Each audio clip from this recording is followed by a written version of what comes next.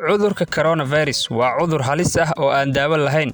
Cudurkani ayaa dunida oo dhan waxyeello ba'an oo dhanka nolosha, caafimaadka iyo dhaqaalaha u geystay.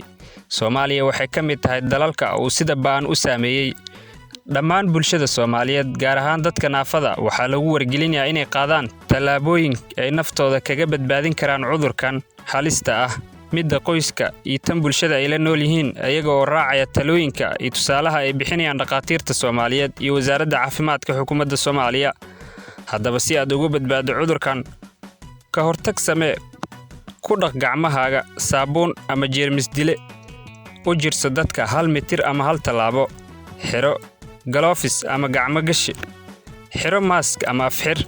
Jooji socodka iyo booqashooyinka aan muhiimka ahayn, gaar ahaan xafladaha, aroosyada, shirarka iyo dhammaan goobaha dadka ay ku badan yihiin. Ka hortagga waxaad ku badbaadin kartaa naftaada, midda qoyska iyo tan bulshada aad la nooshahay.